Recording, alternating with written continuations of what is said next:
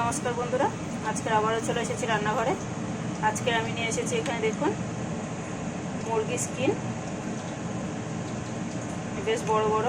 আমি কিন্তু এটাকে সুন্দর করে পরিষ্কার করে ধুয়ে রেখেছি, শুধু এখনও কাটিনি। এখানে দেখুন বেশ মোটা মোটা সুন্দর সুন্দর বড় বড় মানে ছাল আছে। আজকের এই মুরগির ছালগুলো, মুরগির স্কিনগুলোকে দিয়ে একটু আলু দিয়ে আর ঘরোয়া একদম সামান্য মশলা দিয়ে খুব সুন্দর একটা কষা তরকারি করব, কিন্তু ঝাল ঝাল। এখানে নিয়েছি বেশ দুটো মাঝারি সাইজের পেঁয়াজ, এইভাবে পাতলা পাতলা ছোটো ছোটো করে কেটে নিয়েছি। এখানে নিয়েছি একটা বড় সাইজের টমেটো, মানে দুটো ছোট টমেটো নিয়েছি, একটা বড় টমেটোর সমান।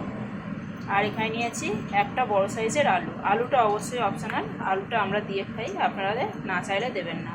আর এখানে নিয়েছি আদা রসুন আর শুকনো লঙ্কা বাটা, প্রায় 2 চামচ মতো আছে। ঝালটা নিজেদের পছন্দ মতো দেবেন। আমি এখানে একটু খুব বেশি ঝাল করব, মানে মোটামুটি স্পাইসি করব বলে নিয়েছি। এবারে চলে যাচ্ছে, এখানে বসিয়ে দিয়েছি আমি কড়াইতে জল দিয়েছি। জলটা গরম হয়ে গেছে।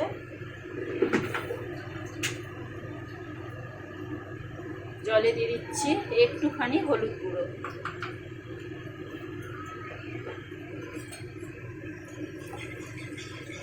জলটা বেশ ভালোই গরম হয়ে গেছে। এখন আমি মুরগির এই ছালগুলোকে গরম জলের মধ্যে দিয়ে দেব, দিয়ে খুব সুন্দর করে ধুয়ে নেব। একটু নাড়াচাড়া করে দেব। দেখুন জলটা কিন্তু খুব সুন্দরভাবে গরম হয়ে গেছে। এবার আমি গ্যাসটাকে অফ করে দিচ্ছি। 2 মিনিট এই গরম জলে ছেড়ে দেব, তারপরে নামিয়ে ভালো করে পরিষ্কার করে নেব। গ্যাসটাকে অফ করে দিলাম।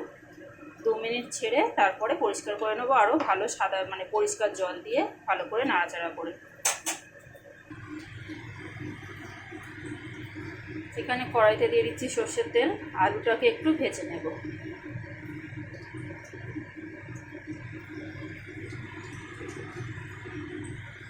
কড়াইটা খুব সুন্দরভাবে গরম হয়ে গেছে। এখন আলুগুলোকে ছেড়ে একটু নাড়াচাড়া করে আমি ভেজে নেব।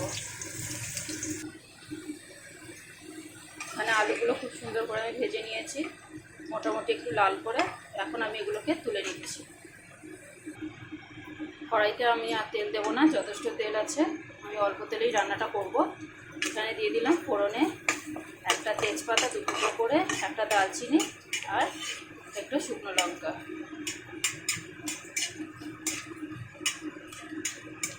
এটাকে একটুখানি ভেজে নিলাম। এখন এখানে দিয়ে দিচ্ছি পেঁয়াজ। পেঁয়াজটাকেও আমি হালকা করে একটু ভেজে নেব।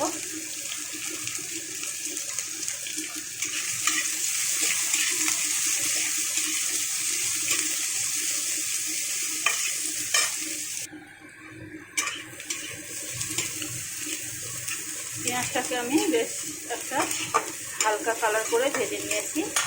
এখন এখানে দিয়ে দিচ্ছি টমেটো কুচি, আদা রসুনের পেস্ট আর দিয়ে দিচ্ছি স্বাদ অনুযায়ী নুন। নুনটা আমি একবারেই দিয়ে দিচ্ছি, পরে চেক করে নেব।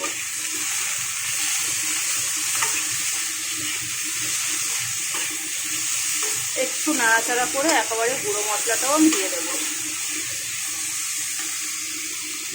এখানে আমি গুঁড়ো মশলা দিচ্ছি, গুঁড়ো লঙ্কা, হলুদ,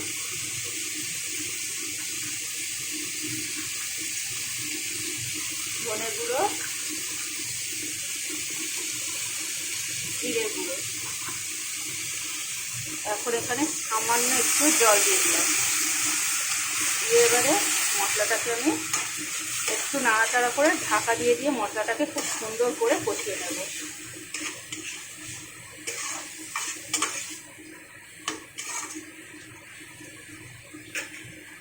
যতক্ষণে মশলাটা কষানো হচ্ছে ততক্ষণে দেখুন এখানে এগুলোকে সুন্দর করে ধুয়ে জল ঝরিয়ে পরিষ্কার করে নিয়েছি। এবার এগুলোকে আমি কেটে নেব। দেখুন একদম পরিষ্কার, কিন্তু এগুলো কেটে নিই। এখানে দেখুন বন্ধুরা মশলাটা কত সুন্দর একটা মশলা হয়েছে। এটা কিন্তু এই মাঝখানে দু একবার খুলে নাড়াচাড়া করে দিয়েছি।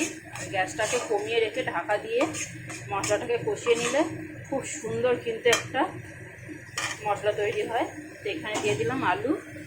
আর এই যে দেখুন যেমন ইচ্ছে কেটে নিন, আমি এখানে খুব বড় খুব ছোট রাখিনি, একদম নিজের মতো করে কেটে নিয়েছি।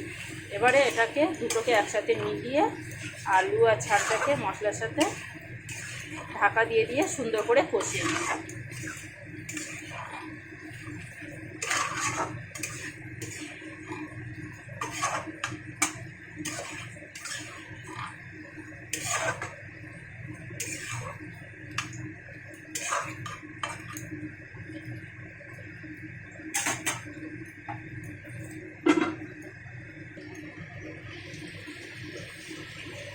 দেখুন বন্ধুরা কতটা তেল বেরিয়েছে আর মশলাটা কত সুন্দর আলুর সাথে মিশে গেছে। এখন এখানে একটু গরম মশলা আর স্বাদ অনুযায়ী একটু চিনি দিয়ে আরও সামান্য একটু কষিয়ে নিন।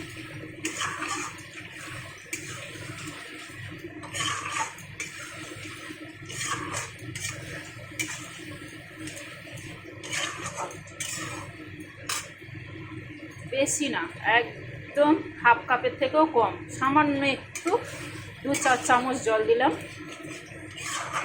আলুটা সেদ্ধ তো হয়েই গেছে, আরও একটুখানি আরও 5 মিনিট মতো ফুটিয়ে নামিয়ে নিন। আমার রেসিপি একদম কমপ্লিট। তবে আরও 5 মিনিট ঢাকা দিয়ে রেডি করে নেব। তো দেখুন বন্ধুরা আমার রান্না কিন্তু পুরোপুরি কমপ্লিট। এই যে দেখুন একদম কষা কষা, একদম ড্রাই হয়ে গেছে। উপরে কিন্তু যতটা আছে সব তেল ভাসছে।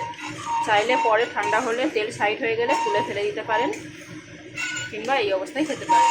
এই তেলটা কিন্তু খুব একটা খারাপ না, কারণ আমি গরম জলে এত সুন্দর করে ধুয়ে ফেলেছি, তাই এই তেলে কোনো অসুবিধা হবে না।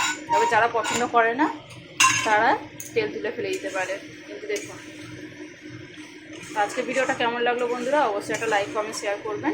আমার ভিডিওটা দেখার জন্য আপনাদের অনেক অনেক ধন্যবাদ। আজ তাহলে আসে বন্ধুরা, টাটা।